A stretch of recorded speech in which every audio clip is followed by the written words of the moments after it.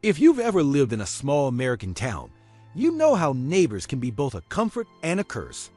When I was 12, my family moved into a quiet neighborhood in Ohio. Our house was small but cozy, with a big backyard and a row of maple trees along the fence. The only thing that ever made me uneasy was the house next door. It was old and a little run down, with peeling paint and overgrown bush. The man who lived there, Mr. Harlan, was a mystery. He never spoke to anyone, never waved, just watched from his window. At first, my parents said he was just a lonely old man. "He's probably harmless," my mom would say, but I never believed it. There was something about the way he watched us, never blinking, never smiling, that made my skin crawl.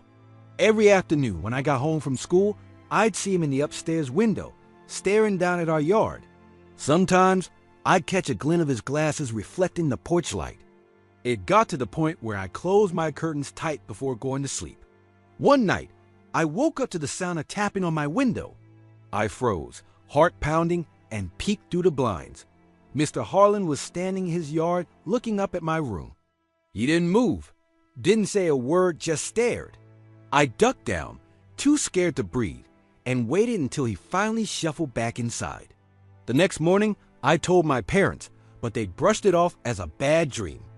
"You're just letting your imagination run wild," my dad said. But the tapping kept happening, always at night, always when I was alone.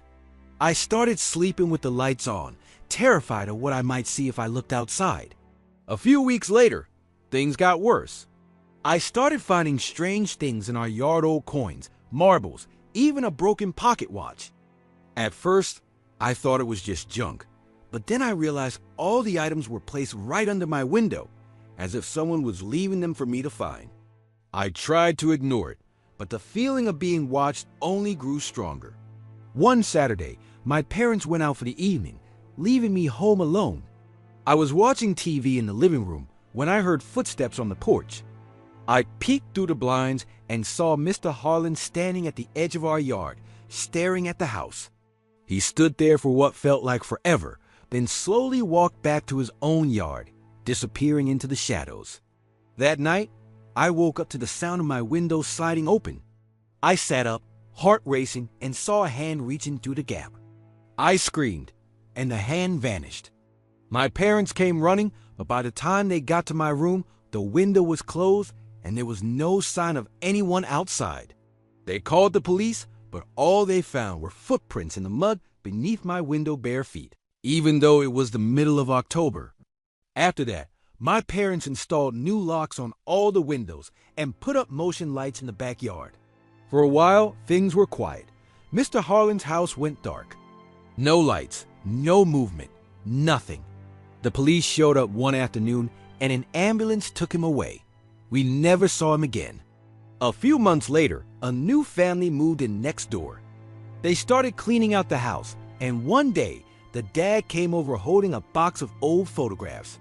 "I think these might belong to you," he said. Inside were dozens of photos, pictures of our house, our yard, and my bedroom window, all taken from Mr. Harlan's. Some of the photos were so old, I was just a little kid in them, playing in the yard, riding my bike, sitting on the swing. There were also photos of other families' kids I didn't recognize, some of them from decades ago, all taken from the same window. The new neighbors found more boxes in the attic, filled with notebooks, drawings, and even locks of hair. The police came back, but no one could explain why Mr. Harlan had been watching us or what he'd been planning.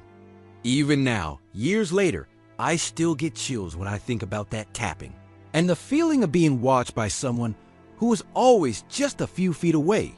Sometimes, when I'm alone at night, I catch myself glancing at the window, half expecting to see a shadow standing there, watching. After Mr. Harlan was gone, the neighborhood felt different. Safer, maybe, but also emptier. I learned that sometimes the scariest monsters aren't the ones in your nightmares. They be the ones living right next door.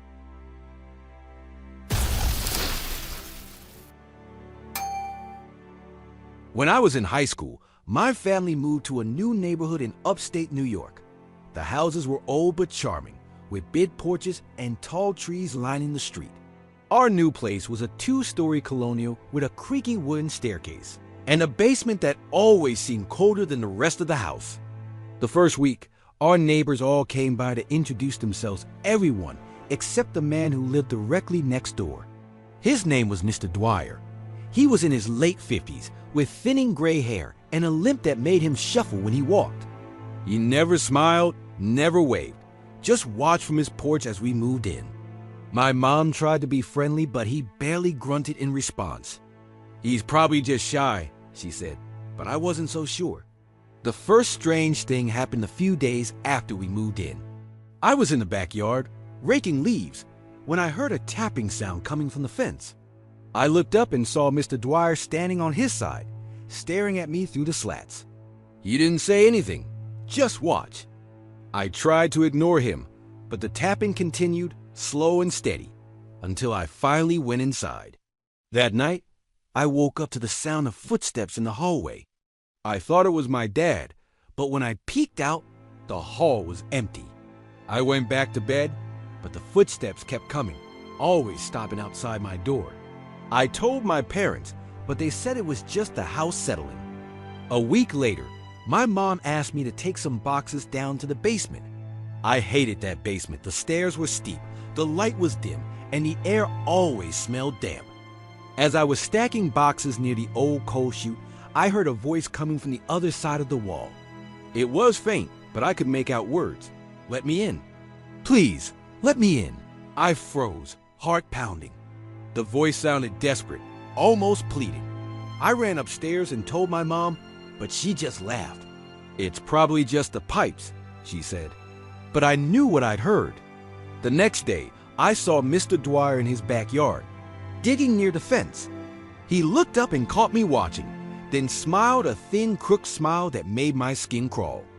That night, the footsteps in the hallway were louder. I locked my door and tried to sleep, but I kept hearing whispers, like someone was talking just outside my window. A few nights later, my parents went out for dinner, leaving me home alone. I was watching TV when the power went out. The house was plunged into darkness, and the only light came from the street lamp outside. I grabbed a flashlight and went to check the fuse box in the basement. As I reached the bottom of the stairs, I heard the voice again, louder this time, coming from the wall that separated our basement from Mr. Dwyer's. "Let me in. Please, let me in." The tapping started up, faster and more frantic. I shined the flashlight on the wall and saw that the mortar between the bricks was crumbling, as if someone had been picking at it from the other side. Suddenly there was a loud bang, and the wall shook. I ran upstairs, locked the basement door, and called my parents. They came home right away and called the police. When the officers arrived, they searched the basement but found nothing. No sign of forced entry, no footprints, nothing. The next morning, Mr. Dwyer was gone. His house was dark, the windows boarded up. The landlord said he moved out in the middle of the night, leaving everything behind. A few weeks later, the new owners started renovations and discovered a hidden room in the basement, sealed off behind a false wall. Inside, they found old clothes, children's toys, and dozens of photographs, pictures of kids from the neighborhood, all taken from behind fences or through windows. The police launched an investigation, but Mr. Dwyer was never found. Some people said he'd been watching the neighborhood for years, waiting for the right moment to let someone in. Others whispered that he'd been hiding from something or someone far worse. After that, I never went into the basement alone. Sometimes, late at night, I still hear tapping on the walls, and I wonder if Mr. Dwyer is out there, somewhere still waiting for someone to answer his call. The neighborhood changed after he left. Parents kept a closer eye on their kids, and people started locking their doors at night. The new neighbors were friendly, but no one ever used the basement for anything but storage. The memory of Mr. Dwyer lingered, a shadow that never quite faded. Years later, when I came home from college for the holidays, I found myself standing in the backyard, staring at the fence where I'd first seen him. The wood was older now, the paint peeling, but I could still see the spot where he used to stand watching. I shivered and went inside, grateful for the warmth and the light. But that night, as I lay in bed, I heard it again, the faint sound of tapping, coming from the basement, slow and steady, like a heartbeat in the dark.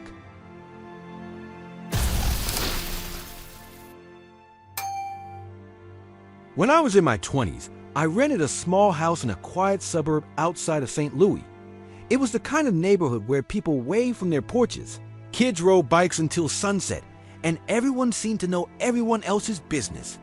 My place was right across from a big, old Victorian that had seen better days. The paint was peeling, the yard was overgrown, and the windows were always dark. The only sign of life was the man who lived there, Mr. Callahan. He was in his 60s, tall and thin, with a shock of white hair and a limp that made him shuffle when he walked. He rarely left the house except to collect the mail or water the dying rose bushes by the porch. The neighbors said he'd lived there his whole life, alone since his wife died years ago. Some people felt sorry for him. Others said he was strange, maybe even dangerous. I didn't pay much attention at first. I was busy with work, friends, and trying to make my little house feel like home. But after a few weeks, I started noticing things. Every night, when I come home late, I'd see a light flicker on in one of the upstairs windows. Sometimes, I'd catch a glimpse of Mr. Callahan standing there, staring out at the street, unmoving for hours. One evening, I was taking out the trash when I heard a voice behind me. "You shouldn't be out here after dark." I turned and saw Mr. Callahan standing at the edge of his yard, his face half hidden in shadow. I tried to laugh it off. "It's just the suburbs," I said. "What's there to be afraid of?" He didn't smile. "Things change at night. People change. You should lock your doors." After that, I started to feel uneasy.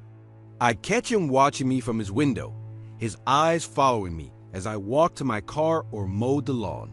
Sometimes, I'd find footprints in the dew on my porch in the morning, too big to be mine, always leading back across the street. One night, I woke up to the sound of someone knocking on my door. It was 2:30 a.m. I looked through the peephole and saw Mr. Callahan standing on my porch, his face pale and drawn. I opened the door a crack. "Is everything okay?" He shook his head. "They're coming tonight. You need to stay inside." "Don't answer the door for anyone." Before I could ask what he meant, he turned and shuffled back across the street, disappearing into his house.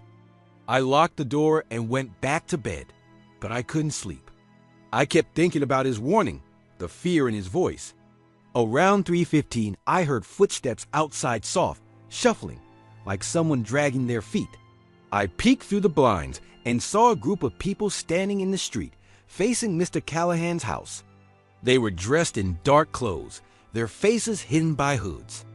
They didn't move, didn't speak, just stood there, watching.